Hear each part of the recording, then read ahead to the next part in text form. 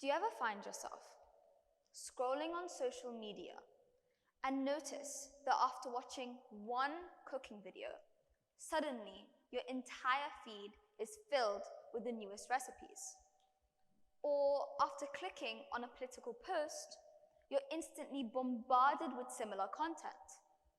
At a glance, it feels like the platform just knows you.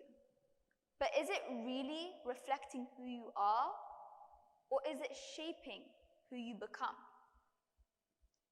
We like to believe our sense of selves are built by us, that it is a result of our beliefs, experiences, and upbringing. But in a digital world, algorithms play a big role in creating, curating, and sometimes reinforcing our identities. So, what is an algorithm? It's a set of rules or calculations that govern a platform based on what you interact with. In simple terms, it determines the content you see to boost engagement from you as a viewer. But algorithms don't just show us what we like. It subtly guides us towards new beliefs, ideas, and even identities. But why does this matter? Because in a world of convenience, people are unwilling to put in effort in defining themselves. Algorithms take advantage of this, making us far easier to influence. A digital world has made life easier in ways that can't be imagined. Information and opportunities are at our fingertips, but this comes at a cost. When everything is customized for us, we stop seeking different perspectives.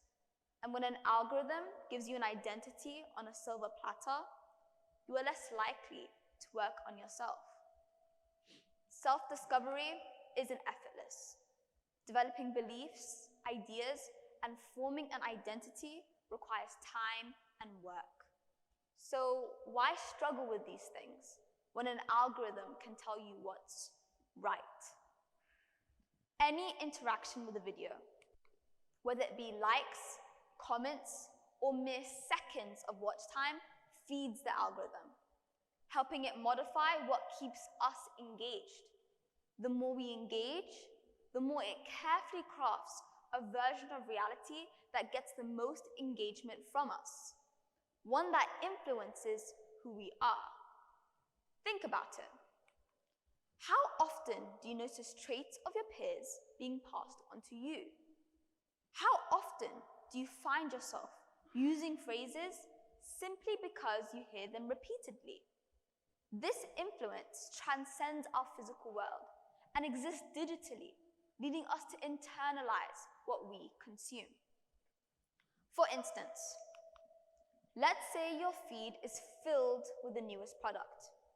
You may feel compelled to buy it, not because you want it or because you need it, but because the algorithm suggests you should.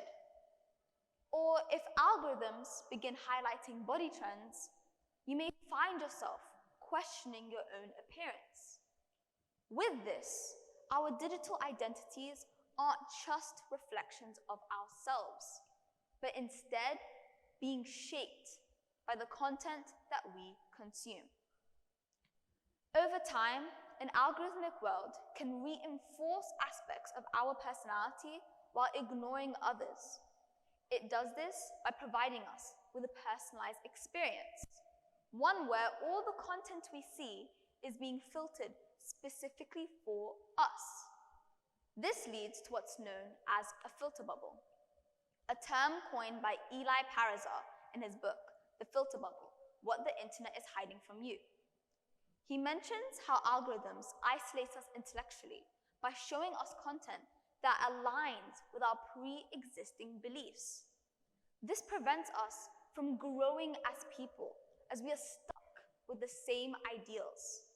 Instead of seeing a broad range of perspectives, we remain trapped in an echo chamber, one where the same ideas are being reinforced over and over again. But it's not just our shopping habits that are being shaped, but even our political. But do algorithms actually influence our behavior, not just our thoughts? The answer is yes. An academic article by Stefan Zak and Maria Hasprova highlights the role of influencers in the decision-making process of consumers. It mentions how in a market that uses social media, influencers impact consumers' thoughts, opinions, and attitudes, leading to a significant increase in demand for particular products. Influencer marketing has become increasingly popular over the years due to the positive effects it has for businesses, but not really for the consumer. In the article, a survey was put out to respondents of various ages. It found that 45% of respondents admitted to being influenced to buy clothes, while 21.9% admitted to buying a product simply because a favorite influencer promoted it. In our digital world, influencers aren't just people promoting products, but are a part of a much larger system designed to shape our choices. The reality is, we aren't just making choices, but instead are being guided towards them. Our preferences and desires are being shaped by an invisible force, one that learns, adapts, and refines its methods in order to make you more likely to consume. But it's not just our shopping habits that are being shaped, but even our political beliefs. An article by Angela Biswas, Nikhil Ingle, and Mausumi Roy highlights the attitude shift of voters in the 16th Lok Sabha election. A major differentiator being the use of social media to sway potential voters. Over time, social media has been used as a marketing tool by political candidates to gain the votes of the masses. Because of this, more politicians have become active online. All of this results in a world where we are constantly performing for an algorithm. We adopt new beliefs, opinions, and habits that get general engagement, not necessarily something that aligns with ourselves. This leads to a loss of individuality and even mental health struggles, as we are constantly comparing ourselves to what we see online.